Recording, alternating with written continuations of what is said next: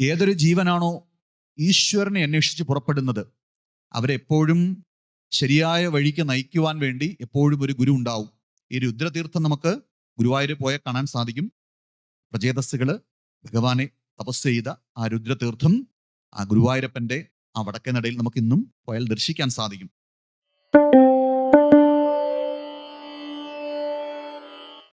ശ്രീമദ് ഭാഗവതം പാരമഹംസ്യ സംഹിതയാണ്. ഇത് പറഞ്ഞ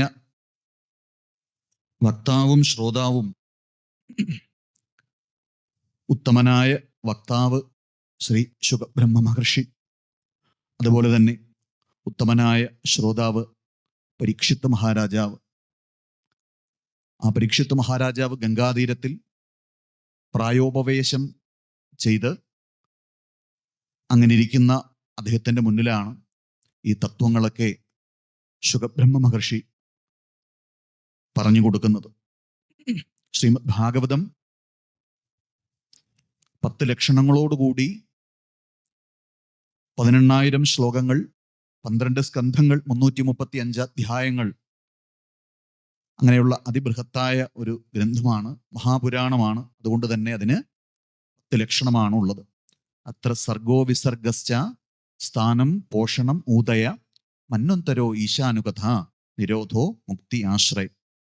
ചതുർത്ഥ സ്കന്ധം വരുമ്പോഴത്തേക്ക് വിസർഗം എന്ന് പറയുന്ന ലക്ഷണമാണ്. അതൊക്കെ വളരെ ഇന്നത്തെ പ്രഭാഷണങ്ങളൊക്കെ ഏറ്റവും ഗംഭീരമായ രീതിയിലാണ് ഞാൻ എല്ലാം ഇരുന്ന് ശ്രവിച്ചുകൊണ്ടിരിക്കുകയായിരുന്നു. അപ്പം അതുകൊണ്ട് ഭാഗവത്തെ പറ്റി നല്ലൊരു ധാരണ ഇവിടുത്തെ ഭക്തജനങ്ങൾക്കുണ്ടാകും. ചതുർത്ഥ സ്കന്ധത്തിൽ ഇപ്പം സ്വാമിജി പൃഥുഭഗവാന്റെ അവതാരം പറയുകയുണ്ടായി. ധ്രുവ ചരിതം വളരെ ഭംഗിയായി ഇവിടെ പറയുകയുണ്ടായി. ആ പൃഥു മഹാരാജാവിൻ്റെ വംശത്തിലാണ് ഇവിടെ പുരഞ്ജനൻ ചരിതം പറയുന്നത്. പ്രാചീന ബർഹിസ് എന്ന് പറയുന്ന കർമ്മഠനായ ഒരു രാജാവ്, അദ്ദേഹത്തിൻ്റെ ആ ചരിതം പറഞ്ഞു കൊടുക്കാൻ വേണ്ടി പൃഥു മഹാരാജാവിൻ്റെ ആ വംശാവലി നമ്മളൊന്ന് നോക്കിക്കഴിഞ്ഞാൽ അദ്ദേഹം ഭഗവാന്റെ തന്നെ അവതാരമായിരുന്നു. 22 അവതാരങ്ങളിൽ ഒന്നാണ് പൃഥുവിൻ്റെ അവതാരം എന്ന് പറയുന്നത്. അദ്ദേഹത്തിൻ്റെ പരമ്പരയിൽ ജനിച്ച പ്രാചീന ബർഹിസ് ആയതുകൊണ്ട് തന്നെ അധ്യാത്മ ബീജം അദ്ദേഹത്തിൻ്റെ ഉള്ളിലുണ്ട്. പൃഥുവിൻ്റെ പുത്രനായി ജനിച്ച രാജാവാണ് അന്തർധാനൻ. അദ്ദേഹം ജനങ്ങളിൽ നിന്നും നികുതി സ്വീകരിക്കുക, അതോടൊപ്പം തന്നെ ജനങ്ങളെ ഇപ്പം ഭരണാധികാരിയായിരിക്കുമ്പോൾ പലർക്ക് നേടെയും നടപടിയൊക്കെ എടുക്കേണ്ടതായിട്ട് വരും. അതൊക്കെ ദുഃഖകരമായ കാര്യമായതുകൊണ്ട് അദ്ദേഹം അതൊക്കെ ഉപേക്ഷിച്ച് പരിവ്രജനം ചെയ്ത് അദ്ദേഹം തൻ്റെ സഹോദരന്മാരെ രാജ്യഭാരം ഏൽപ്പിച്ചു എന്നാണ് പറയുക. അദ്ദേഹത്തിൻ്റെ പുത്രനാണ് ഹവിർധാനൻ. ഹവിർധാനന്റെ മകനായിട്ടാണ്, ഹവിർധാനന്റെ പുത്രനായി ജനിച്ചത് കൊണ്ട് ഹാവിർധാനി എന്ന പേരും പ്രാചീന ബർഹിസിനുണ്ട്. അദ്ദേഹം ജീവിതത്തിൽ നമുക്കറിയാം, നമ്മളുടെയൊക്കെ ഒരു പ്രതീകമായിട്ടാണ് ഒരു പ്രാചീന ബർഹിസിനെ ഭാഗവത്തിൽ അവതരിപ്പിച്ചിരിക്കുന്നത്. കർമ്മം ചെയ്തുകൊണ്ടേയിരിക്കുക.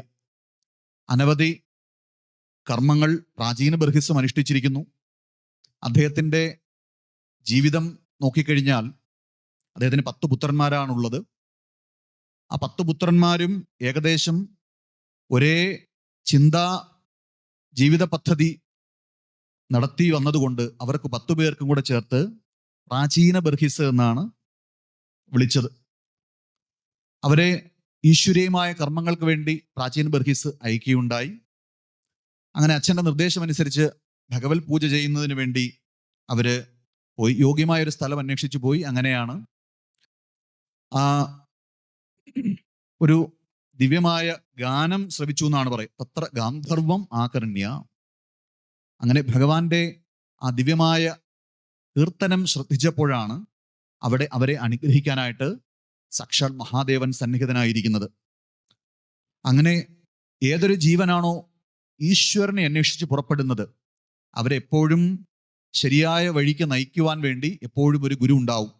എന്തായാലും ഭഗവാൻ സാക്ഷാൽ മഹാദേവൻ പ്രചേതസ്സുകൾക്ക് രുദ്രഗീതം എന്ന ആ കീർത്തനം, ഭഗവാന്റെ മഹിമയെ വാഴ്ത്തുന്ന രുദ്രഗീതം അവരെ ചൊല്ലി കേൾപ്പിച്ചു. എന്നിട്ട് ആ രുദ്രഗീതം ശ്രവിച്ചുകൊണ്ട് പ്രചേതസ്സുകൾ ഒരു 10,000 സംവത്സരക്കാലം അവര് രുദ്രതീർത്ഥക്കരയിൽ അങ്ങനെ ആ പൊയ്കയിൽ മുങ്ങി കിടന്നുകൊണ്ട് ഭഗവാനെ സ്തുതിച്ചു എന്നാണ്. അതോടുകൂടി ഈശ്വരീയമായ കർമ്മമാണ് അനുഷ്ഠിക്കുന്നത്. മക്കൾ സത്യവും ധർമ്മവും പരിപാലിച്ചുകൊണ്ട് ഈശ്വരീയമായ ജീവിതം നയിച്ചു. ഇനി അച്ഛനെയും കൂടെ ഒന്ന് അനുഗ്രഹിക്കണം. അതുകൊണ്ട് എന്ത് ചെയ്തു? സാക്ഷാൽ ശ്രീനാരദ മഹർഷിയെ പ്രാചീന ബർഹിസിന്റെ കൊട്ടാരത്തിലേക്ക് പറഞ്ഞയക്കുകയാണ്. അതാണ് ഭഗവാന്റെ കാരുണ്യം എന്ന് പറയുന്നത്.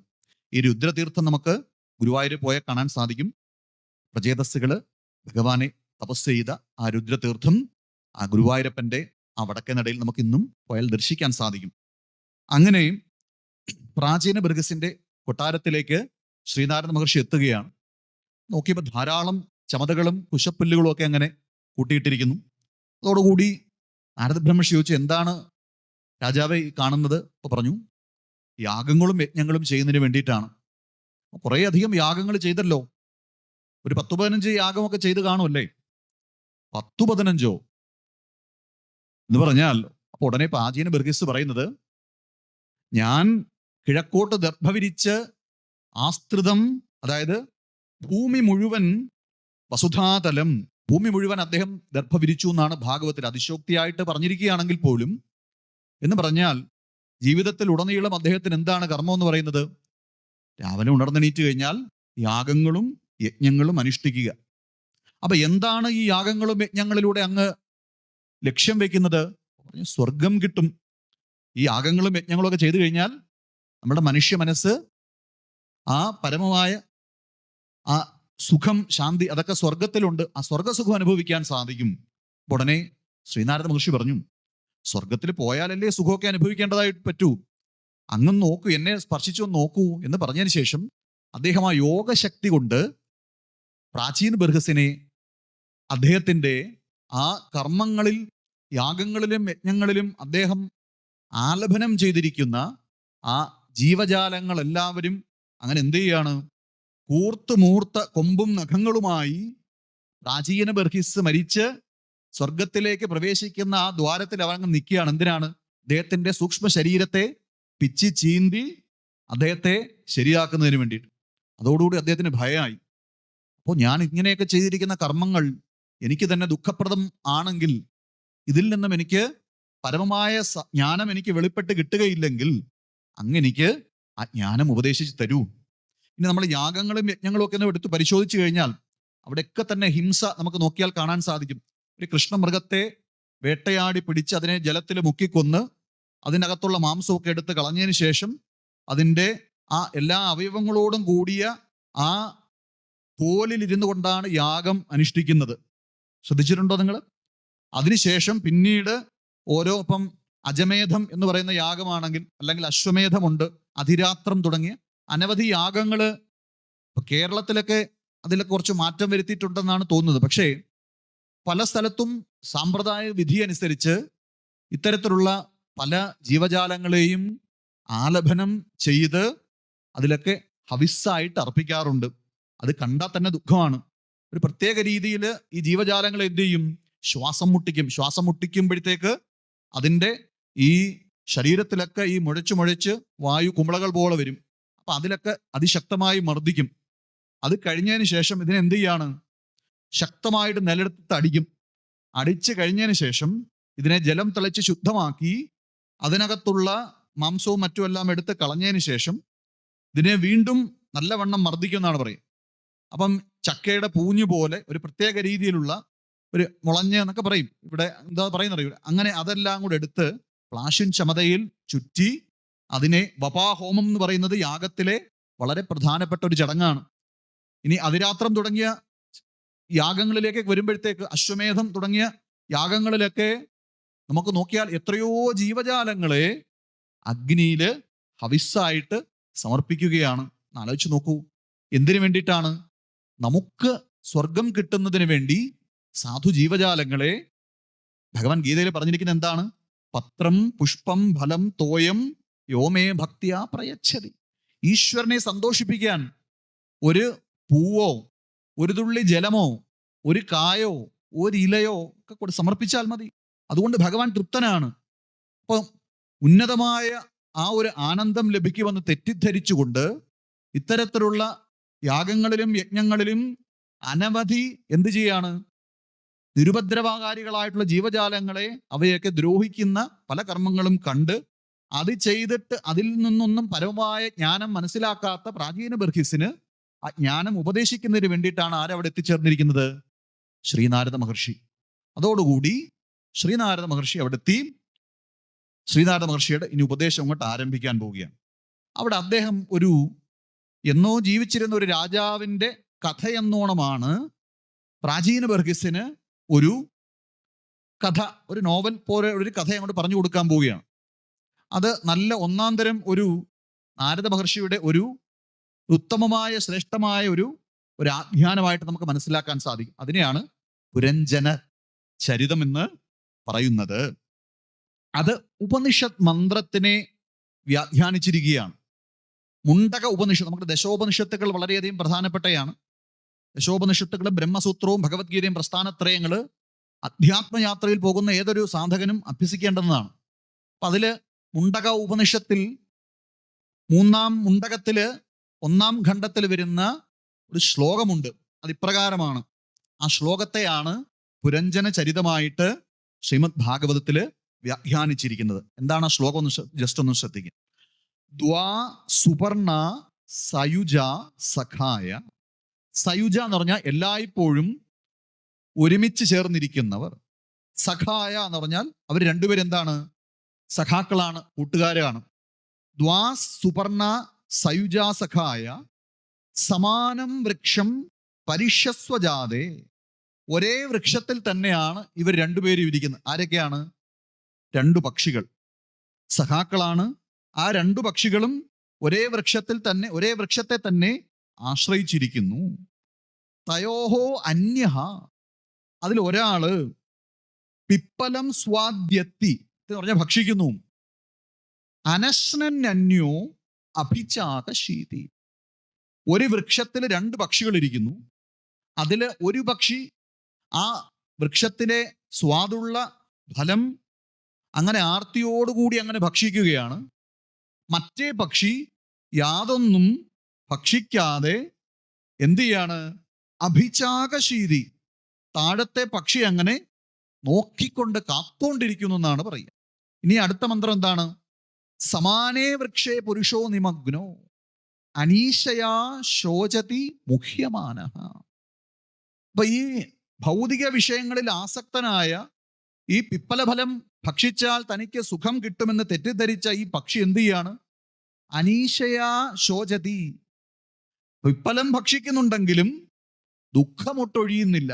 എപ്പോഴും സദാ ദുഃഖിച്ചു കൊണ്ടേയിരിക്കുന്നു. ഭൗതിക സുഖങ്ങളൊക്കെ അനുഭവിക്കുന്നെങ്കിലും തന്നെ എന്ത് വിട്ടുപിരിയുന്നില്ല?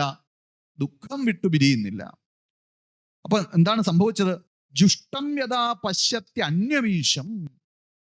ആരോ പറഞ്ഞു, ഒന്ന് നോക്കൂ, നീ ഇരിക്കുന്ന ഇതേ വൃക്ഷത്തിൽ മറ്റൊരാളും കൂടി ഇരിപ്പുണ്ട്, അങ്ങോട്ടൊന്ന് നോക്കൂ. അന്ന് പറയുന്നതോടുകൂടി എന്ത് ചെയ്തു? താൻ ഇരുന്നിടത്ത് നിന്ന് ഒന്ന് മുകളിലേക്ക് നോക്കിയപ്പോൾ തന്നെ കാത്തോണ്ട് തൻ്റെ എല്ലാ പ്രശ്നങ്ങൾക്കും പരിഹാരം കാണിച്ചു തന്ന് തന്നെ സദാ സംരക്ഷിക്കുന്ന മറ്റൊരാളെ കൂടെ ആ വൃക്ഷത്തില് കണ്ടു. അതോടുകൂടി അസ്യ മഹിമാനം ഇതി വീതശോക.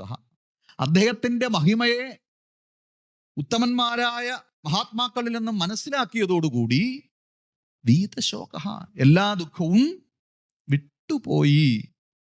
ഈ ഒരു ഉപനിഷത്ത് മന്ത്രം, അതായത് മുണ്ടക ഉപനിഷത്തിലെ ഈ ഉപനിഷത്ത് മന്ത്രമാണ് ഒരു പ്രത്യേക കഥയായിട്ട് പുരഞ്ജനൻ എന്ന ഒരു രാജാവിൻ്റെ ചരിതമായിട്ട് ആര് പറഞ്ഞു കൊടുക്കുന്നത്?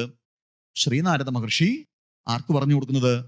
പ്രാചീന ബർഹിസ് എന്ന് പറയുന്ന പൃഥുവിൻ്റെ പരമ്പരയിൽപ്പെട്ട കർമ്മഠനായിരിക്കുന്ന രാജാവിന് പറഞ്ഞു കൊടുക്കുന്നത്. ഈ പ്രാചീന ബർഹിസ് എന്ന് പറയുന്നത് നിരന്തരം കർമ്മങ്ങളിൽ വ്യാപൃതമായി അതിൽ നിന്നൊന്നും മനസ്സിന് സ്വസ്ഥതയില്ലാത്ത യാഗങ്ങൾ യജ്ഞങ്ങളോ ഒക്കെ അനുഷ്ഠിച്ച് സ്വർഗം കാത്തിരിക്കുന്ന നമ്മൾ ഓരോരുത്തരും തന്നെയാണ് പ്രാചീന ബർഹിസ്. അപ്പോൾ ഒരു നാരദ ബ്രഹ്മർഷിയുടെ സാന്നിധ്യവും ഉപദേശവും നമ്മൾക്കും ആവശ്യമുണ്ട്. അപ്പൊ അങ്ങനെ നമ്മൾ അതിനെ മനസ്സിലാക്കിയെങ്കിൽ മാത്രമേ ഈ പുരഞ്ജന ചരിതം നമുക്ക് പ്രയോജനപ്പെടുകയുള്ളൂ. ഇനി നോക്കൂ, ഇനി എങ്ങനെയാണ് നീ ശ്രീമദ് ഭാഗവതം എടുത്തു? ചതുർത്ഥ സ്കന്ധത്തിൽ ഏതാണ് 25 മുതൽ 29 വരെയുള്ള അധ്യായങ്ങളിലാണ് ഈ പുരഞ്ജന ചരിതം ശ്രീനാരദ മഹർഷി ആർക്ക് ഉപദേശിക്കുന്നത്? പ്രാചീന ബർഗസിന് ഉപദേശിക്കുന്നത്. ഇനി ശ്രദ്ധിക്കേണ്ട ഒരു കാര്യം, ഇനി പുരഞ്ജനൻ എന്ന് പറയുന്നത് ആരാണ്? അനവധി, പുരം എന്ന് പറഞ്ഞാൽ നവദ്വാരേ പുരേ ദേഹി. ഒരു രാജാവുണ്ടായിരുന്നു, രാജാവിന്റെ കഥയാണ് പറയുന്നത്. അദ്ദേഹത്തിന്റെ പേരാണ് പുരഞ്ജനൻ എന്ന് പറഞ്ഞാൽ അനവധി ശരീരങ്ങളെ ജനിപ്പിച്ച് ആ ശരീരങ്ങളിലൊക്കെ ജീവിച്ച് ആ ശരീരം ഉപേക്ഷിച്ച് ജനിച്ചും മരിച്ചും ഇരിക്കുന്ന ആരാണ്? ജീവന്റെ പ്രതീകമായിട്ടാണ് പുരഞ്ജനൻ എന്ന് പറയുന്ന രാജാവിന്റെ കഥ ഇവിടെ പറയുന്നത്.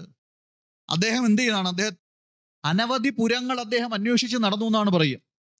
പല പല പുരങ്ങളും പല പല കൊട്ടാരം, പല പല ഡിസൈനുകളിലുള്ള, പല പല പ്ലാനുകളിലുള്ള, നാലുകാലുള്ള കൊട്ടാരങ്ങളിൽ താമസിച്ചിട്ടുണ്ട്, പറന്നു പോകുന്ന കൊട്ടാരങ്ങളിൽ താമസിച്ചിട്ടുണ്ട്, അങ്ങനെ ഇഴഞ്ഞു പോകുന്ന കൊട്ടാരങ്ങളിൽ താമസിച്ചിട്ടുണ്ട്. കുറെ കാലം അതിനകത്ത് താമസിച്ചും അത് കഴിയുമ്പോൾ എന്ത് ചെയ്യും? അതിനെ എടുത്ത് ദൂരെ കളയും. അങ്ങനെ അനവധി കൊട്ടാരങ്ങളിൽ താമസിച്ച് അതിലൊന്നും തൃപ്തിയും സ്വസ്ഥതയും ഇല്ലാതെ അദ്ദേഹം എന്ത് ചെയ്തു? അവസാനം അങ്ങനെ ഒരു പുതിയ കൊട്ടാരം തനിക്ക് വസിക്കാൻ കുറച്ചുകൂടെ ശ്രേഷ്ഠമായ ഒരു സ്ഥാനം എവിടെ എന്ന് മനസ്സ് അങ്ങനെ അന്വേഷിച്ചിരിക്കുമ്പോഴാണ് ഹിമവാന്റെ തെക്കേ ഭാഗത്തായിട്ട് ഒരു ഗംഭീരമായ ഒരു പുരം അദ്ദേഹം ദർശിക്കുന്നത്. എന്ന് പറഞ്ഞാൽ ഹിമവാന്റെ തെക്കേ ഭാഗം എന്ന് പറയുന്നത് ഈ ഭാരതഭൂമി തന്നെയാണ്. അവിടെ 2 കാലുള്ള ഒരു പുരം ദർശിച്ചു. ശ്ലോകം ഒന്നെടുത്ത് ഉദ്ധരിക്കാൻ നിൽക്കുന്നില്ല, നമുക്ക് സമയവും പരിമിതമായതുകൊണ്ടാണ് പെട്ടെന്ന് തന്നെ ഉള്ളിലേക്ക് പ്രവേശിക്കുന്നത്. അപ്പൊ 2 കാലുള്ള ഒരു പുരം അവിടെ ദർശിച്ചു എന്ന് പറഞ്ഞു കഴിഞ്ഞാൽ ഇവിടെ പറന്നു പോകുന്ന കൊട്ടാരങ്ങളിൽ ജീവിച്ചു, ഇഴഞ്ഞു പോകുന്ന കൊട്ടാരങ്ങളിൽ ജീവിച്ചു, 4 കാലുള്ള കൊട്ടാരങ്ങൾ ജീവിച്ചു എന്നൊക്കെ പറഞ്ഞാൽ അനവധി പക്ഷിമൃഗാദികളായിട്ടും വൃക്ഷലതാദികളായിട്ടും ഒക്കെ പല പല ശരീരത്തിലിരുന്ന ജീവൻ അതിലൊക്കെ ഇരുന്ന് പ്രാരബ്ധം അനുഭവിച്ച് വീണ്ടും ആസക്തിയോടുകൂടി കർമ്മം ചെയ്ത് ആ കർമ്മങ്ങളുടെ പ്രാരബ്ധം അനുഭവിക്കുന്നതിന് വേണ്ടിയിട്ട് വീണ്ടും പുതിയ ശരീരം അന്വേഷിച്ച് എങ്ങനെയോ അദ്ദേഹം ചെയ്ത പുണ്യപ്രവൃത്തിയുടെ ഫലമായിട്ട് അദ്ദേഹത്തിന് എന്ത് കിട്ടി? 2 കാലുള്ള പുരം എന്ന് പറഞ്ഞാൽ മനുഷ്യ ശരീരം കിട്ടി എന്നാണ് അതിൻ്റെ അർത്ഥം. ആ മനുഷ്യ ശരീരം ലഭിച്ചു. അങ്ങനെ വളരെ ഗംഭീരമായ, വളരെ നല്ല അത്യാകർഷകമായ ആ പുരത്തെ കണ്ട് അങ്ങനെ ആശ്ചര്യപ്പെട്ട് നിൽക്കുമ്പോഴാണ് ആ കൊട്ടാരത്തിൽ നിന്നും ഏകദേശം ഒരു 16-17 വയസ്സുള്ള ഒരു യുവതി ആ കൊട്ടാരത്തിൽ നിന്നങ്ങോട്ട് ഇറങ്ങി വരുന്നു. അതോടുകൂടി അവരെ തന്നെ ഇങ്ങനെ ശ്രദ്ധിച്ചുകൊണ്ട് നിന്നു. നോക്കിയപ്പോൾ ആ സ്ത്രീയെ സദാ സംരക്ഷിച്ചുകൊണ്ട് ഒരു 11 പരിചാരകന്മാരുണ്ട്. ആ സ്ത്രീ എപ്പോഴും കാത്തോണ്ട് 5 തലയുള്ള ഒരു സർപ്പവുമുണ്ട്. അപ്പൊ ചോദിച്ചു, കുട്ടി നീ ആരാണ്? നീ എവിടെ നിന്നാണ് വന്നിരിക്കുന്നത്? നിന്റെ ഗോത്രം ഏതാണ്? നിന്റെ അച്ഛൻ ആരാണ്? അമ്മ ആരാണ്? എനിക്കൊന്നും മനസ്സിലാകുന്നില്ല. അപ്പം ഈ കുട്ടിയും പറഞ്ഞു, എനിക്ക് എൻ്റെ അച്ഛൻ ആരാണെന്ന് അറിഞ്ഞൂടാ, എൻ്റെ അമ്മ ആരാണെന്ന് എനിക്ക് അറിഞ്ഞൂടാ, ഏതാണ് എൻ്റെ ഗോത്രം എന്ന് അറിഞ്ഞൂടാ. അപ്പം ഉടനെ പുരഞ്ജനൻ ചോദിക്കുകയാണ്, നീ ഉത്തമനായ ഒരു ഭർത്താവിനെയാണോ അന്വേഷിക്കുന്നത്? അങ്ങനെയാണെങ്കിൽ ഞാൻ നിനക്ക് യുക്തനായ ആളാണ് തോന്നുന്നുവെങ്കിൽ നമുക്ക് 2 പേർക്കും ഒരുമിച്ച് എന്ത് ചെയ്യാം? ജീവിതം ആരംഭിക്കാം എന്ന് പറഞ്ഞതോടുകൂടി അപ്പോൾ ഉടനെ തിരിച്ച് യുവതി പറയുകയാണ്, അങ്ങ് ശ്രേഷ്ഠൻ തന്നെയാണ്. അങ്ങയുടെ ആകാര സൗഷ്ഠവം കണ്ടു കഴിഞ്ഞാൽ, ഏതാണ്ട് കൈകൾ നിവർത്തിയിട്ട് കഴിഞ്ഞാൽ ഏതാണ്ട് മുട്ടിന് താഴെ നിൽക്കും അങ്ങയുടെ കൈകൾ. അപ്പൊ അത്രയ്ക്ക് ശ്രേഷ്ഠമായ കരങ്ങൾ കണ്ടാൽ തന്നെ അങ്ങേ കണ്ട ആരാണ് മോഹിച്ചു പോകാത്തത്? എന്ന് പറഞ്ഞാൽ കർമ്മം ചെയ്യുന്ന ഇന്ദ്രിയമാണ് ഏതെന്ന് പറയുന്നത്? കൈ എന്ന് പറയുന്നത്. അപ്പം ഈ പുരഞ്ജനൻ എന്ന് പറയുന്നത് ഒരു കർമ്മം ചെയ്യുന്ന ഒരു കർമ്മഠന്റെ പ്രതീകമായിട്ടാണ് അവിടെ പ്രതീകാത്മകമായിട്ട് ചിത്രീകരിച്ചിരിക്കുന്നത്. അപ്പൊ ഇനി ചോദിച്ചു, നിന്റെ കൂടെ നിൽക്കുന്ന ഈ 11 പേരാരാണ്? അതാരാണ്? 10 ഇന്ദ്രിയങ്ങളും മനസ്സും, 5 ജ്ഞാനേന്ദ്രിയങ്ങളും 5 കർമ്മേന്ദ്രിയങ്ങളുമാണ് 10 ഇന്ദ്രിയങ്ങൾ എന്ന് പറയുന്നത്. അതും മനസ്സും കൂടെ ചേർന്ന് 11 ഇന്ദ്രിയങ്ങൾ ഭൃത്യന്മാരായി ആരുടെ കൂടെ ഉണ്ട്? ഈ യുവതിയുടെ കൂടെ നിൽക്കുന്നു. ഇനി 5 തലയുള്ള സർപ്പം ഏതാണ് ചോദിച്ചു പറഞ്ഞു, ഇതാണ് ആര്? അതെല്ലാം ശ്രീനാരദ മഹർഷി ആ കഥയിൽ തന്നെ പറഞ്ഞു മനസ്സിലാക്കി കൊടുക്കുകയാണ്. അതെല്ലാം നമ്മുടെ ആൾക്കാരാണ്, നമുക്ക് സംരക്ഷണം ഏകിക്കൊണ്ട് നിൽക്കുന്ന ആൾക്കാരാണെന്ന് പറഞ്ഞു. ഈ ഈ 5 തലയുള്ള സർപ്പം എന്ന് പറയുന്നത് ഇവിടെ സിംബോളിക്കായിട്ട് പറഞ്ഞിരിക്കുന്നത് എന്തിനെയാണ്? ഈ മനുഷ്യ ശരീരത്തെ സദാ സംരക്ഷിച്ചു കൊണ്ടിരിക്കുന്ന പ്രാണൻ, അല്ലേ? പ്രാണൻ, പഞ്ചപ്രാണന്മാരും 5 ഉപപ്രാണന്മാരും ഒക്കെ ഉണ്ട്. പ്രാണ, അപാന, സമാന, ഉദാന, വ്യാന തുടങ്ങിയ 5 പ്രാണന്മാര്. നാഗൻ, കൂർമൻ, കൃകലൻ, ദേവദത്തൻ, ധനഞ്ജയൻ തുടങ്ങിയ ഉപപ്രാണന്മാരൊക്കെ ഉണ്ട്. അതെല്ലാം അതിനകത്ത് അന്തർലീനമാണ്. അതുകൊണ്ട് 5 പ്രാണന്മാരെയാണ് പറഞ്ഞിരിക്കുന്നത്. അപ്പൊ പ്രാണൻ ശരീരത്തിലെ ഏറ്റവും ശ്രേഷ്ഠമായ ഒരു കാര്യമാണ്. നമുക്കറിയാം, ഇന്ദ്രിയങ്ങളും പ്രാണനും തമ്മിൽ ഒരു സംവാദം, ഒരു തർക്കം നടന്നു എന്നാണ് ചില ഉപനിഷത്തുകളിൽ പറഞ്ഞിരിക്കുന്നത്. അപ്പൊ അവിടെ ഓരോ ഇന്ദ്രിയങ്ങളും പറഞ്ഞു ഞാൻ തന്നെയാണ് കേമൻ, കണ്ണ് പറഞ്ഞു ഞാനാണ് കേമൻ, മൂക്ക് പറഞ്ഞു ഞാനാണ് കേമൻ. അങ്ങനെ ഓരോ ഇന്ദ്രിയങ്ങളും കേമന്മാരാണെന്ന് പറഞ്ഞു. ഇവരെല്ലാം ഏകദേശം 1-2 മാസത്തേക്ക് ലീവ് എടുത്തിട്ട് തിരിച്ചു വരുമ്പം ശരീരത്തിന് യാതൊരു കുഴപ്പമില്ല. കണ്ണ് കുറച്ചു കാലം പ്രവർത്തിച്ചില്ല, ശരീരം യാതൊരു കുഴപ്പമില്ലായിരിക്കുന്നു. കുറച്ച് കഴിയുമ്പോൾ ചെവി കുറെ കാലം ലീവ് എടുത്തോണ്ട് പോയി, യാതൊരു കുഴപ്പമില്ല. അത് കഴിഞ്ഞിട്ട് മൂക്ക് പ്രവർത്തിക്കുന്നില്ല, ഈ ശരീരം അതുപോലെ ഇരിക്കുന്നുണ്ട്. അപ്പൊ ഇന്ദ്രിയങ്ങളെല്ലാം പ്രവർത്തിക്കാതിരുന്നപ്പോഴും ശരീരത്തിന് കുഴപ്പമില്ല. അപ്പൊ ഉടനെ പ്രാണൻ പറഞ്ഞു ഇനി ഞാൻ ഒരു 6 മാസക്കാലം ലീവ് എടുത്തിട്ട് വരട്ടെ. പ്രാണൻ ഏതാണ്ട് ഈ കഴുത്തിന്റെ അവിടെ എത്തിയപ്പോഴത്തേക്ക് ഇന്ദ്രിയങ്ങള് പിടയ്ക്കാൻ തുടങ്ങി. അപ്പൊ അവര് പറഞ്ഞു നിങ്ങൾ തന്നെയാണ് ശ്രേഷ്ഠനായ വ്യക്തി. അപ്പൊ 5 ജ്ഞാനേന്ദ്രിയങ്ങളും 5 കർമ്മേന്ദ്രിയങ്ങളും മനസ്സും ചേർന്ന് 11 ഇന്ദ്രിയങ്ങളും 5 പ്രാണന്മാരും ചേർന്ന് സദാസമയവും ആര് സംരക്ഷിക്കപ്പെട്ടുകൊണ്ടിരിക്കുന്നു? ഈ പുരഞ്ജനി. പുരഞ്ജനൻ കണ്ടുപിടിച്ച ഉത്തമയായ ഭാര്യയെ നമുക്ക് എന്ത് വിളിക്കാം? പുരഞ്ജനി എന്ന് വിളിക്കാം. ഈ പുരഞ്ജനി എന്ന് പറയുന്ന സ്ത്രീ എന്ന് പറയുന്നത്, പുരഞ്ജനൻ ജീവനാണെങ്കിൽ പുരഞ്ജനി എന്ന് പറയുന്നത് ആരാണ്? നമ്മുടെ ഉള്ളിലുള്ള ബുദ്ധിയാണ്. ആ ബുദ്ധിയും ജീവനും കൂടെ ചേരുമ്പോഴാണ് പ്രാരബ്ധ കർമ്മങ്ങൾ നമ്മൾ എന്ത് ചെയ്യുന്നത്? അനുഭവിച്ചങ്ങോട്ട് തുടങ്ങുന്നത്. ഈ 2 കാലുള്ള കൊട്ടാരത്തെ എന്തായിട്ട് ചിത്രീകരിച്ചിരിക്കുന്നത്? മനുഷ്യ ശരീരം. അങ്ങനെ മനുഷ്യ ശരീരം സ്വീകരിക്കുമ്പോഴാണ് മറ്റ് ജീവജാലങ്ങളിൽ നിന്നും വ്യത്യസ്തമായി നമുക്ക് തിങ്കിങ് ക്വാളിറ്റി, വേർതിരിച്ചറിയുവാനുള്ള കഴിവ് മൃഗങ്ങൾക്കുണ്ട്. അവർക്ക് യാന്ത്രികമായിട്ട് ചില കഴിവുകൾ ഉണ്ടെങ്കിലും ഈ വകതിരിവ് എന്ന് പറയുന്നത് ഏറ്റവും കൂടുതൽ നിൽക്കുന്ന ആരിലാണ്? മനുഷ്യജന്മത്തിലാണ്. അപ്പം പുരഞ്ജനിയുമായ ജീവിതം നയിച്ചു എന്ന് പറഞ്ഞാൽ മനുഷ്യജന്മം കിട്ടി. ആ ജീവിതം അങ്ങോട്ട്, അപ്പം ജന്തുക്കളിൽ നിന്നും ശ്രേഷ്ഠമായ ഒരു ജീവൻ, ഒരു ജീവിതം, ഒരു ഉത്തമമായ ഒരു ശരീരം കിട്ടി എന്ന് നമുക്ക് അതിനകത്തൂടെ മനസ്സിലാക്കാൻ സാധിക്കും. അങ്ങനെ ഇരിക്കുമ്പോഴാണ് ഇനി ആ ഗോപുരത്തെ വളരെ ഗംഭീരമായിട്ട് ശ്ലോകം എടുത്ത് ഭാഗവത്തിൽ വളരെ ഭംഗിയായിട്ട് വർണ്ണിക്കുന്നുണ്ട്. അതിനകത്ത് 9 പ്രധാനപ്പെട്ട വാതിലുകളുണ്ട് എന്നാണ് പറയുക. നവദ്വാരേ പുരേ ദേഹി, 9 ദ്വാരങ്ങളോട് കൂടിയ ആ ഗംഭീരമായ കൊട്ടാരം. അതില് യഥേഷ്ടം തുറക്കാനും അടയ്ക്കാനും സാധിക്കുന്ന വാതിലുകളുണ്ട്. 2 വശങ്ങളിലേക്കും തുറന്നിരിക്കുന്ന വാതിലുകളുണ്ട്. എപ്പോഴും താഴോട്ട് മാറ്റം തുറന്നിരിക്കുന്ന 2 വാതിലുകളുണ്ട്. അപ്പൊ എപ്പോഴും തുറക്കാനും അടയ്ക്കാനും പറ്റുന്ന 2 വാതിലുകളുള്ള വഴിയിലൂടെ അതിൽ ഇടത്തെ വാതിലിനെ പറയുന്ന പേര് ഖദ്യോതമെന്നും വലത്തെ വാതിലിനെ പറയുന്ന പേര് ആവിർമുഖി എന്നും പറയും. അതായത് 2 കണ്ണുകളാണ്. അതിലൂടെ ആരാണ് പുറത്തേക്ക് പോകുന്നത്? ഈ പുറത്തേക്ക് പോകുന്ന ആളാരാണ്? പുരഞ്ജനനാണ്. പുരഞ്ജനൻ പുറത്തേക്ക് പോയി എന്തു ചെയ്യും? പലതരത്തിലുള്ള കാഴ്ചകളെ ദർശിക്കും. ദ്യുമാൻ എന്ന് പറയുന്ന സുഹൃത്താണ് പുരഞ്ജനൻ അവിടെ കൂടെ ഉണ്ടാവുന്നത്. ഇനി താഴോട്ട് തുറന്നിരിക്കുന്ന 2 വാതിലുകളുണ്ട് ഈ കൊട്ടാരത്തിന്. അതിലൂടെയും ഇദ്ദേഹം പുരഞ്ജനൻ യാത്ര ചെയ്യും. അതേതാണ്? മൂക്കിന്റെ 2 ദ്വാരങ്ങൾ. അതിന് ഇടത്തെ മൂക്കിനെ പറയുന്ന പേര് നളിനി എന്നും വലത്തെ മൂക്കിനെ പറയുന്ന പേരെന്താണ്? നാളിനി എന്നും പറയും. എന്ന് പറഞ്ഞാൽ എപ്പോഴും കുറച്ചുകൂടെ ദീർഘം കൊടുക്കുന്നത് വലതുവശത്തെ ഇന്ദ്രിയങ്ങളെ അപേക്ഷിച്ച്, ഇടതുവശത്തെ ഇന്ദ്രിയങ്ങളെ അപേക്ഷിച്ച് വലതുവശത്തെ ഇന്ദ്രിയങ്ങൾക്ക് കുറച്ചുകൂടെ കേപ്പബിലിറ്റി, കുറച്ചുകൂടെ പവർ കൂടുതലാണെന്നുള്ളതിന്റെ പ്രത്യേകതയായിട്ട് നമ്മൾ മനസ്സിലാക്കിയാൽ മതി. അവിടെ അവധൂതൻ എന്ന പേരോടുകൂടിയ ഒരു കൂട്ടുകാരനോട് ചേർന്നാണ് സൗരഭം എന്ന് പറഞ്ഞാൽ എന്താണ്? ഗന്ധം.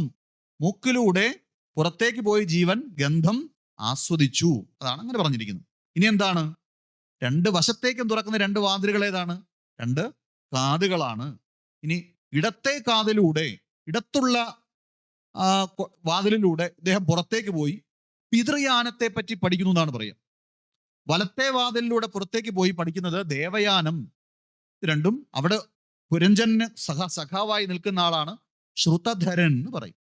ഇനി എപ്പോ വേണമെങ്കിലും തുറക്കാനും അടയ്ക്കാനും പറ്റുന്ന മുഖ്യം എന്ന പേരോട് കൂടിയ ഒരു വാതിലുണ്ട്. അതേതാണ്? വായാണ്. അവിടെ ആപണ ബഹൂദനവും എന്നാണ് ഭാഗവത്തിൽ പറയുക. 2 ജോലികളാണ്. എന്ന് അകത്തോട്ട് നമ്മൾ കൊടുക്കുന്ന സാധനങ്ങളെയൊക്കെ എന്ത് ചെയ്യുക? എല്ലാം റെഡിയാക്കി താഴേക്ക് വിടുക എന്ന് പറഞ്ഞാൽ ഭക്ഷണം കഴിക്കുക. പിന്നെ പറഞ്ഞാൽ കശപിശ ഉണ്ടാക്കുക, വേണ്ടാത്ത വിഷയങ്ങളിലൊക്കെ ചെന്ന് സംസാരിച്ച് ഇങ്ങനെ നിൽക്കുന്ന നാവിന്റെ ധർമ്മം മനസ്സിലായി. അവിടെ 2 സുഹൃത്തുക്കളാണ് പുരഞ്ജനന്റെ കൂടെ ഉള്ളത്. ആരൊക്കെയാണ്? രസജ്ഞൻ എന്നും വിപണൻ എന്നും പേരോട് കൂടിയ 2 സുഹൃത്തുക്കളാണ് അവിടെ യാത്ര ചെയ്യുന്നത്. ഇനി ഇതെല്ലാം ഈ ഓരോ അങ്ങനെ അനവധി എല്ലാം വ്യക്തമായിട്ട് നമുക്ക് കൂടുതൽ അതിന്റെ ആന്തരിക അർത്ഥങ്ങളിലേക്ക് പോയാൽ മതി. ഇനി ആ കൊട്ടാരത്തിന്റെ സ്വീകരണ മുറിയിലേക്ക് ആര് 2 പേരും പ്രവേശിച്ചു? പുരഞ്ജനനും പുരഞ്ജനിയും ആ കൊട്ടാരത്തിന്റെ സ്വീകരണ മുറിയിലേക്ക് പ്രവേശിച്ചു. സ്വീകരണ മുറിയിലാണല്ലോ നമ്മൾ ധാരാളം നല്ല കൗതുകകരമായ വസ്തുക്കളെല്ലാം അവിടെ നമ്മളെ വരുന്ന ആൾക്കാരെയൊക്കെ, നമ്മുടെ അതിഥികളെയൊക്കെ സ്വീകരിക്കും. അവരൊക്കെ വരുമ്പം നമുക്ക് കിട്ടിയ പലതരത്തിലുള്ള വസ്തുക്കളും നമുക്ക് കിട്ടിയ പല സമ്മാനങ്ങളും എല്ലാം കൊണ്ട് നമ്മൾ സ്വീകരണ മുറി അലങ്കരിക്കാറുണ്ട്. അപ്പൊ അനവധി വസ്തുക്കൾ കൊണ്ട് അവിടെ നിറച്ച് ആ സ്വീകരണ മുറി നല്ല ഭംഗിയായിട്ട് അലങ്കരിച്ചു വെച്ചിട്ടുണ്ട്. ഇനി ഞാൻ ചെയ്യുന്ന പറഞ്ഞാൽ പുരഞ്ജനൻ പുരഞ്ജനിയോടൊപ്പം ഒരു ജലാശയത്തിലേക്ക് പ്രവേശിച്ചു എന്നാണ് പറയുക. ജലാശയത്തിലേക്ക് പ്രവേശിച്ചു എന്ന് പറഞ്ഞു കഴിഞ്ഞാൽ സുഷുപ്തിയിലേക്ക് പ്രവേശിച്ചു എന്ന് വേണം അർത്ഥം എടുക്കാൻ. അതോടുകൂടി സുഷുപ്തിയിൽ കുറച്ചു കാലമൊക്കെ നമ്മൾ കുറച്ചു നേരമൊക്കെ ഇരിക്കും. അത് കഴിഞ്ഞു കഴിഞ്ഞാൽ കുറച്ച് സമയം സുഷുപ്തിയിൽ നിന്നും സ്വപ്നലോകത്തിലേക്ക് തിരിച്ചു വരും. സ്വപ്നലോകത്തിൽ അദ്ദേഹം ഒരുപാട് ജീവജാലങ്ങളെ നായാടി എന്നാണ് പറയുക. മൃഗങ്ങളെ നായാടി. അതിൽ തന്നെ പലതരത്തിലുള്ള ഇപ്പം നായാട്ട് രാജാക്കന്മാർക്ക് ഒരു വിനോദമാണ്. അതിൽ പലതരത്തിലുള്ള സാധുക്കളായ മൃഗങ്ങളും അതിനകത്ത് പെടും, അല്ലേ? സാധുക്കളായ മൃഗങ്ങളെയും കൊന്നു. നായാട്ടൊക്കെ കഴിഞ്ഞ് അദ്ദേഹം തിരിച്ചു വന്ന് കുളിച്ച് ശുദ്ധമായി വന്ന് നോക്കുമ്പോഴാണ് തൻ്റെ പത്നിയെ കാണുന്നില്ല. ആകെ ശോകമൂകമായിരിക്കുന്നു. പരിചാരകരോടൊക്കെ ചോദിച്ചു, തൻ്റെ ധർമ്മപത്നി എവിടെ? അപ്പൊ പറഞ്ഞു അവിടെ മോഹാത്സ്യപ്പെട്ട് അവിടെ കിടക്കുകയാണ്.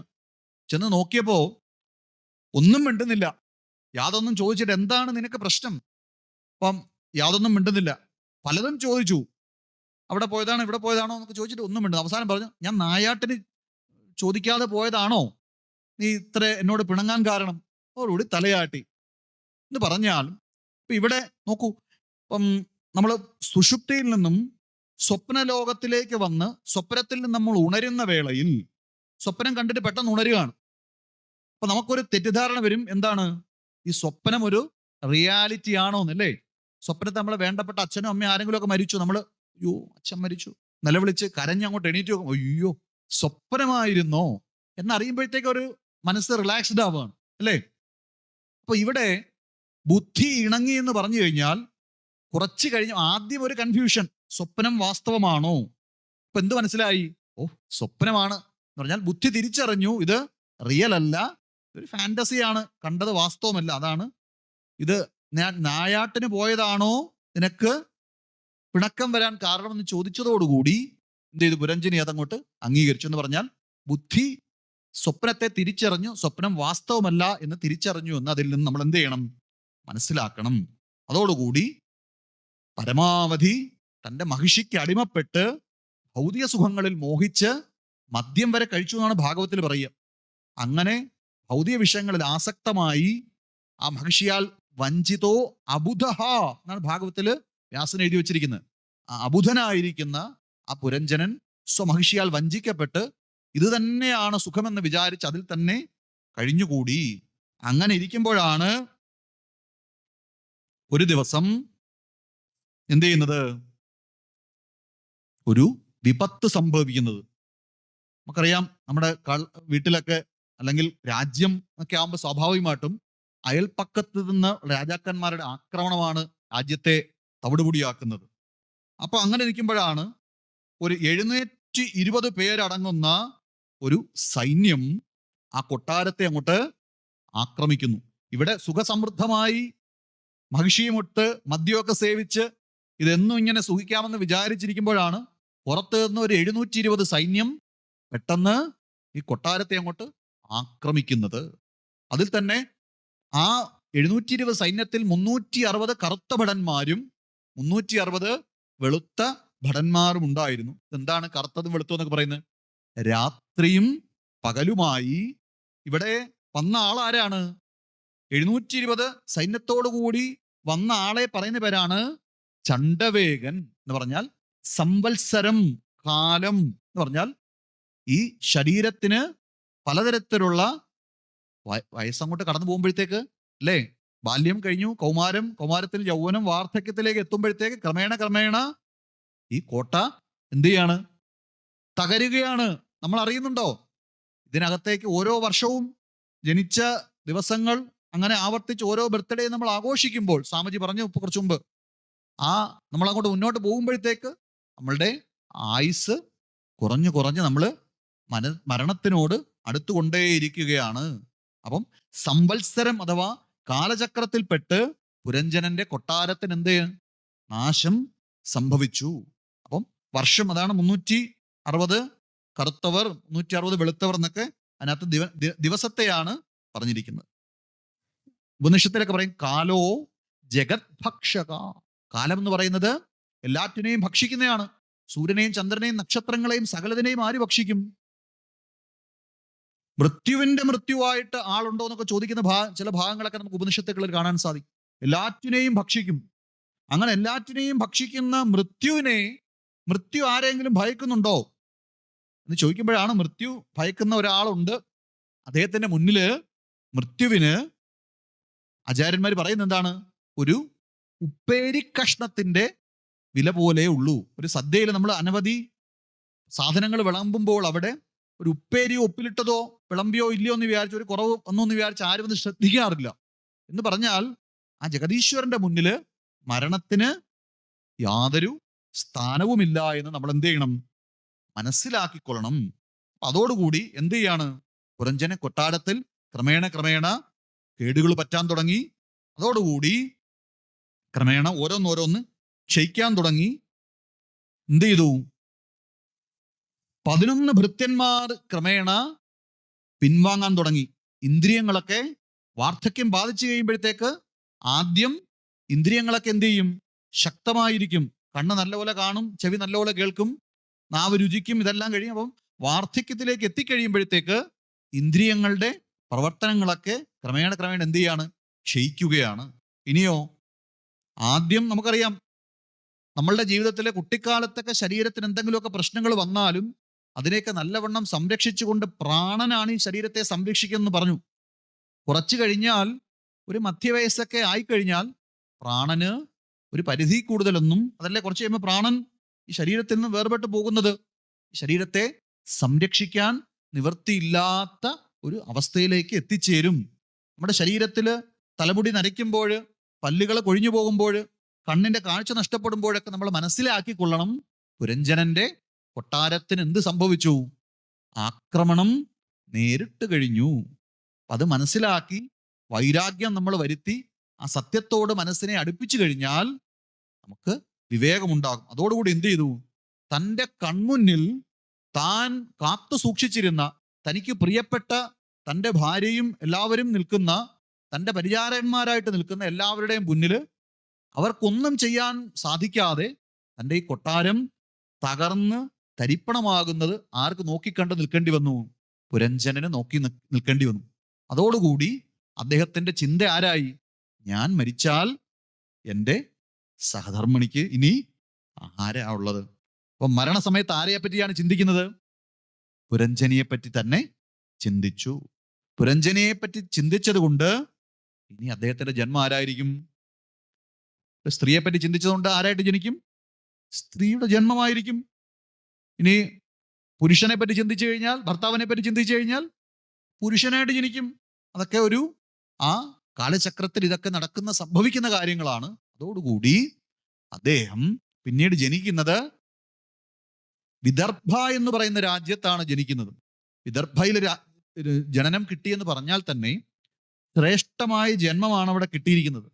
അനവധി മഹതികൾ, രുക്മിണിയെ പോലുള്ള, ദമയന്തിയെ പോലുള്ള, അതുപോലെ തന്നെ അഗസ്ത്യ മഹർഷിയുടെ ഭാര്യയായിരിക്കുന്ന ലോപാമുദ്ര, അവരൊക്കെ ജനിച്ച പുണ്യഭൂമിയാണ് ഏതെന്ന് പറയുന്നത് വിദർഭ രാജ്യം. അപ്പം വിദർഭ രാജാവിന്റെ പുത്രിയായി ജനിച്ചു. വിദർഭ രാജാവിന്റെ പുത്രി ആയതുകൊണ്ട് ഇനി പുരഞ്ജനനെ നമ്മൾ ഇനി വിളിക്കുന്ന പേരെന്താണ്? വൈദർഭി. എന്താണ് പേര്? വൈദർഭി എന്നാണ് ഇനി പേര്. വൈദർഭി നല്ല ഉത്തമനായ ഒരു രാജാവിന്, അദ്ദേഹത്തിന്റെ പേരാണ് പാണ്ഡ്യരാജാവ്. ആ പാണ്ഡ്യരാജാവായിരിക്കുന്ന അദ്ദേഹത്തിന്റെ മലയധ്വജൻ എന്ന് പറയും, അദ്ദേഹത്തെ ഭർത്താവായി വരിച്ചു. അങ്ങനെ മലയധ്വജൻ നല്ല ഉത്തമനായ ഭർത്താവാണ്. അങ്ങനെ മലയധ്വജനും വൈദർഭിയും കൂടെ ആ ജീവിതം അങ്ങോട്ട് നയിക്കുമ്പോഴാണ് അവർക്ക് 7 മക്കൾ അവിടെ ജനിക്കുകയാണ്. അവർക്ക് ജനിച്ച 7 മക്കളാണ് ശ്രവണം, കീർത്തനം, സ്മരണം, പാദസേവനം, അർച്ചനം, പന്ത്യം, ദാസ്യം, 7. ഇനി സഖ്യവും ആത്മനിവേദനവും ഇനി വേറെ ഉപദേശം കിട്ടുമ്പോഴേ മറ്റേ 2 മക്കൾ ജനിക്കുകയുള്ളൂ. അങ്ങനെ 7 കുട്ടികൾ എന്ന് പറയുന്നത് സിംബോളിക്കായിട്ട് പറഞ്ഞിരിക്കുന്നത് ഭക്തിയുടെ 7 തലങ്ങളെ പറ്റിയിട്ടാണ്. അങ്ങനെ എന്ത് ചെയ്തു? താപസവൃത്തിയിലേക്ക് തൻ്റെ മക്കൾക്ക് ഈ കൊട്ടാരത്തിന്റെ ചുമതലകളൊക്കെ കൊടുത്തതിന് ശേഷം മലയധ്വജൻ താപസവൃത്തിയിലേക്ക് പോയി. അങ്ങനെ അദ്ദേഹം എന്ത് ചെയ്യാണ്? ശരീരം ഉപേക്ഷിക്കുകയാണ്. തൻ്റെ മുന്നിൽ തൻ്റെ പതി മരിച്ച് ശരീരം പതിക്കുന്നത് കണ്ട് തൻ്റെ ഭർത്താവിൻ്റെ ആ നിര്യാണത്തിൽ മനം നൊന്ത് ആ ചിതയിലേക്ക് ചാടാൻ വേണ്ടി അങ്ങനെ ആര് തയ്യാറാവുകയാണ്? വൈദർഭി തയ്യാറാവുകയാണ്. ഭർത്താവിന്റെ ചിതയിലേക്ക് ചാടാൻ തീയൊക്കെ അങ്ങോട്ട് കൂട്ടി അങ്ങോട്ട് പ്രവേശിക്കാൻ പോകുമ്പോഴാണ് ഒരാള് അന്ന് ഇങ്ങനെ വിളിക്കുന്നു. അതോടുകൂടി ഇന്ന് തിരിഞ്ഞു നോക്കി, കുഞ്ഞെ, നീ ആരാണ്? നീ എന്നെ അറിയൂ? സന്തത സഹചാരിയായി നിന്റെ കൂടെ എല്ലായ്പ്പോഴും അവിജ്ഞാത സഖാവായി എന്നോടൊപ്പം ഞാൻ എപ്പോഴും ഉണ്ടായിരുന്നു. പക്ഷേ ഒരിക്കൽ പോലും നീ എന്നെ അറിയാൻ ശ്രമിക്കാഞ്ഞത് കൊണ്ട് നീ എന്നെ യഥാർത്ഥത്തിൽ മനസ്സിലാക്കിയില്ല. നീ ആരാണ്? നീ പുരഞ്ജനനല്ല, നീ വൈദർഭിയുമല്ല, ഈ ചിതയിൽ എരിഞ്ഞടങ്ങിയത് നിന്റെ ഭർത്താവായ മലയധ്വജനുമല്ല. എന്നിട്ട് എന്താ പറയുന്നത്? നമ്മൾ രണ്ടുപേരും ഒന്നാണ്. നമ്മൾ രണ്ടുപേരും ഒന്നാണ്. അതാണ് അഹം ഭവാൻ നച അന്യസ്ത്വം ത്വമേവാഹം വിചക്ഷ്വഭോ.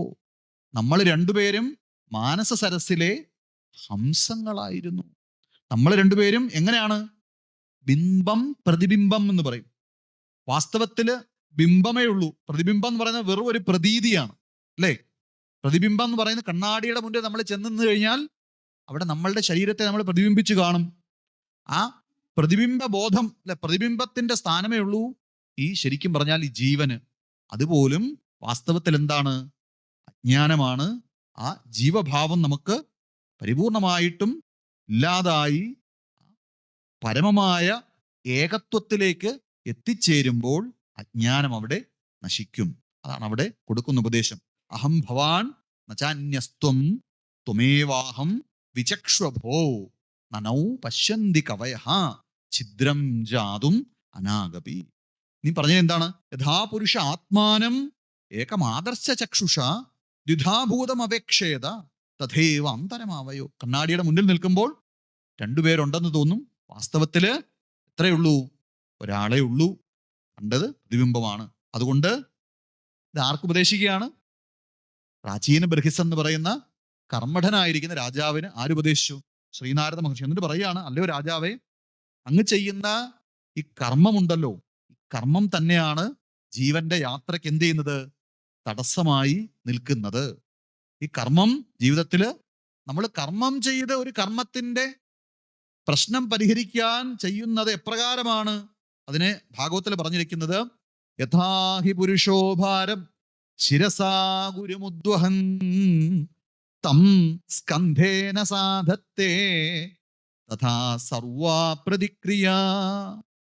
കുറെ നേരം ചുമട് തലയിലെടുത്തോണ്ടിരിക്കുന്ന ഒരു വ്യക്തി ക്ഷീണിച്ച് പരവശനായി കഴിയുമ്പോഴത്തേക്ക് തലയിലിരിക്കുന്ന ഈ ചുമടെടുത്ത് തോളയിലോട്ട് വെക്കുമ്പോൾ ഉള്ള ഒരവസ്ഥ പോലെയുള്ളൂ നിങ്ങൾ ഒരു കർമ്മം മൂലമുണ്ടായ കുഴപ്പത്തെ പരിഹരിക്കാൻ വേണ്ടി ചെയ്യുന്ന പ്രതിക്രിയകൾ. എന്ന് പറഞ്ഞാൽ പ്രതിക്രിയകളൊന്നും ചെയ്യണ്ട എന്നല്ല എൻ്റെ അർത്ഥം. ആത്യന്തികമായി ജ്ഞാനം ഒരു കർമ്മം കൊണ്ടും പ്രകാശിക്കുകയില്ല. ഒരു കർമ്മം കൊണ്ടും പരമമായ സത്യം വെളിപ്പെടുകയില്ല. എന്ന് പറഞ്ഞാൽ കർമ്മം ചെയ്യരുതെന്നല്ല കാര്യം. നമുക്ക് കർമ്മം ചെയ്യാതിരിക്കാൻ സാധ്യമല്ല. നമ്മൾ അവശ്യരായി കർമ്മം ചെയ്തു പോവുകയാണ്. അതുകൊണ്ട് എന്ത് വേണം? കർമ്മണ്യ അകർമ്മയ പശ്യേത്. കർമ്മത്തിൽ എന്ത് ചെയ്യണം? അകർമ്മത്തെ ദർശിക്കണം. കർമ്മത്തിൽ കർമ്മലേശ സ്പർശമില്ലാത്ത ആ ബ്രഹ്മത്തെ ദർശിക്കൂ. സർവത്ര നിറഞ്ഞിരിക്കുന്നത് കൊണ്ട് തന്നെ ബ്രഹ്മത്തിൽ എന്തില്ല? കർമ്മമില്ല. ബ്രഹ്മമേ ഉള്ളൂ. സർവത്ര നിറഞ്ഞിരിക്കുന്ന ബോധം, ആ ബ്രഹ്മം മാത്രമാണ് സത്യം. അതിൽ കർമ്മം യഥാർത്ഥത്തില് കയറിൽ പാമ്പിനെ ദർശിക്കുന്നത് പോലെ. കർമ്മം എന്ന് പറഞ്ഞാൽ എന്താണ്? ചലനമാണ്. ബ്രഹ്മം എന്ന് പറഞ്ഞാലോ അചലമാണ്. ചലനവും ചലനമില്ലായ്മയും പരസ്പര വൈരുദ്ധ്യല്ലേ? ആണോ? ചലനവും ചലനമില്ലായ്മയും പരസ്പര വൈരുദ്ധ്യമാണ്. പരസ്പര വൈരുദ്ധ്യമുള്ള, അതായത് ഒന്ന് വിപരീതമായിട്ട് എന്ന് പറഞ്ഞാൽ ആകാശം തന്നെ ഉദാഹരണം പറയാം. സർവത്ര നിറഞ്ഞു നിൽക്കുന്ന ആകാശം, അതുകൊണ്ട് തന്നെ ആകാശം നിശ്ചലമാണ്. അങ്ങനെ നിശ്ചലമായിരിക്കുന്ന ആകാശത്തിൽ അത്യന്തം ചഞ്ചലമായ വായുവിനെ നമ്മൾ ദർശിക്കുന്നു. പരസ്പര വൈരുദ്ധ്യല്ലേ? ആകാശം നിശ്ചലമായിരിക്കുന്നു, എല്ലായിടത്തും നിറഞ്ഞിരിക്കുന്നത് കൊണ്ട് തന്നെ ആകാശത്തിൽ നിന്നും ഭിന്നമായി അവിടെ വായു ഉണ്ടാകുവാനേ സാധ്യമല്ല. ആകാശം ചലിക്കത്തില്ല. പിന്നെ ആകാശത്തിൽ എങ്ങനെ വായു ഉണ്ടായി? എന്ത് ലോജിക്കാ പറയാൻ സാധിക്കുക? അതിനാണ് എന്താന്ന് പറയുക? മായ. പരസ്പര വൈരുദ്ധ്യമുള്ള രണ്ട് വസ്തുക്കൾ ഒരു സ്ഥലത്ത് നമ്മൾ ദർശിക്കുമ്പോൾ അസ്ഥിരമായത് സത്യമല്ല എന്ന് ധരിച്ചോണം. ഇരുട്ടും വെളിച്ചവും കൂടെ ഒരു പോയിന്റിൽ ഇരിക്കുന്ന പോലെ തോന്നും. അതിൽ അസ്ഥിരമായത് ഏതാണ്? അസ്ഥിരമായത് ഏതാണെന്ന് അറിയാൻ ഇരുട്ടിനുള്ളടത്തേക്ക് ഒരു പ്രകാശം കൊണ്ട് എന്നാ മതി. അല്ല, കാണാൻ പോലും കാണത്തില്ല. അതിന്റെ അർത്ഥം ഇരുട്ട് എന്ന് പറയുന്നത് ഒരു വസ്തു ഇല്ല, അത് ഭ്രമമാണ്. കയറിൽ പാമ്പിനെ ദർശിക്കുന്നത് പോലെ, മരുഭൂമിയിൽ മരീചികയെ ദർശിക്കുന്നത് പോലെ ശുദ്ധബോധത്തിലെ ഒരു വിഭ്രംശമാണ് ഈ കാണപ്പെടുന്ന ദൃശ്യപ്രപഞ്ചം. ഇത് വെറും ഒരു പ്രതീതിയാണ്. ഇത് നമ്മൾ മനസ്സിലാക്കി കഴിഞ്ഞു കഴിഞ്ഞാൽ, അങ്ങനെ അതുകൊണ്ടല്ലേ ഉപനിഷത്ത് അസന്നിഗ്ധമായിട്ട് പറയുന്നത് ബ്രഹ്മസത്യം ജഗന്മിഥ്യ ജീവോ ബ്രഹ്മൈവ നാപര അനേന വേദ്യം സത് ശാസ്ത്രം ഇതി വേദാന്ത ധിംഡിമ. വേദാന്തത്തിന്റെ പെരുമ്പറ കോശമാണ് ബ്രഹ്മസത്യം ജഗന്മിഥ്യ എന്ന് പറഞ്ഞാൽ. വ്യാവഹാരിക ദശയിൽ ഈ ലോകം സത്യം തന്നെയാണ്, ലോകം സത്യമല്ല എന്നല്ല പറയുന്നതിന്റെ അർത്ഥം. പക്ഷേ ആത്യന്തിക വിശകലനത്തിൽ ലോകം എന്ന് പറയുന്നത് നമ്മിലെ ബോധത്തിൽ പ്രകാശിക്കുന്ന ഒരു എന്താണ്? ഒരു തൽക്കാലത്തേക്ക് തോന്നുന്ന ഒരു ഭ്രമദൃശ്യമാണ് എന്ന് പറഞ്ഞാൽ നാമരൂപങ്ങളിൽ കാണപ്പെടുന്ന നാമരൂപങ്ങൾ വെറും ഭ്രമമാണ്. ഉള്ളത് ബോധം. അതാണ് രമണ മഹർഷി പറയുന്നത്, ഉള്ളത് ഉണർവ്, സർവം ഖലു ഇദം ബ്രഹ്മ എന്നൊക്കെ ഉപനിഷത്തിൽ പറയും. അതുകൊണ്ട് സർവത്ര നിറഞ്ഞിരിക്കുന്ന ഈശ്വരൻ മാത്രമേ സത്യമായിട്ടുള്ളൂ. ഈശ്വരനിൽ നിന്ന് ഭിന്നമായിട്ട് നമ്മൾ എന്തെങ്കിലും കാണുന്നുവെങ്കിൽ അതെന്താണ്? കാണുമ്പോഴും അത് ഇല്ലാത്തതാണെന്ന് പറയും. ഗീതയിൽ പറയും, അവ്യക്താദീനി ഭൂതാനി വ്യക്തമധ്യാനി ഭാരത അവ്യക്ത നിധനാന്യേവ തത്രകാ പരിദേവന. ആദിയിലും ഇല്ല, അവസാനത്തിലും ഇല്ല. ഇടയ്ക്ക് കുറച്ചു നേരം ഉള്ളതുപോലെ തോന്നുന്നു. മധ്യത്തിൽ ഉള്ളതുപോലെ തോന്നുന്നുവെങ്കിൽ അത് ഉള്ളത് കാണുമ്പോഴും ഇല്ല എന്ന് മനസ്സിലാക്കിക്കോണം. മനസ്സിലായോ? അതാണ് നമ്മളുടെ ഈ ഒരു തത്വത്തിൽ നിന്ന്, നമ്മൾ പുരഞ്ജന ചരിതത്തിൽ നിന്നും മനസ്സിലാക്കാനുള്ളത്. ഇത്രയും നേരം ഭഗവാന്റെ ദിവ്യമായ ചരിതങ്ങൾ പറയുവാൻ സാധിച്ചത് ഈശ്വരന്റെ അനുഗ്രഹമാണ്. എന്നെ ശ്രവിച്ച എല്ലാ ഭക്തജനങ്ങളുടെയും പാദങ്ങളിൽ സാഷ്ടാംഗം നമസ്കരിക്കുകയാണ്. ആദരണീയനായ നമ്മുടെ സത്രാചാര്യൻ, അതോടൊപ്പം തന്നെ ബ്രഹ്മശ്രീ ശനീഷ് ജി, നമ്മുടെ മറ്റ് ഭാഗവതോത്തംസം രാമനാഥൻ സാറ് എന്ന് വേണ്ട ഇവിടെ ഇതിലൂടെ ടി വിയിലൂടെ ഒക്കെ കണ്ടുകൊണ്ടിരിക്കുന്ന എത്രയോ ഭക്തജനങ്ങളുണ്ട്. അവരെയൊക്കെ മനസ്സാ നമസ്കരിക്കുന്നു. ഭഗവാന്റെ അനുഗ്രഹം ഉണ്ടാകട്ടെ. എന്താശങ്കനിക്കു ജീവനമതിൽ വിശ്വംഭരൻ നീ സദാ കുഞ്ഞിൻ പാലനമോർത്തതിനുചിതമായി സ്തന്യം ചമച്ചില്ലയോ. വീണ്ടും വീണ്ടും ഇതോർത്ത് യാദവപദേ ഗോപീപദേ സത്പദേ പാദാംഭോജ നിഷേവ കൊണ്ടു സതതം കാലം കഴിക്കുന്നു ഞാൻ. ഹരി ഓം ശ്രീ ഗുരുഭ്യോ നമഃ.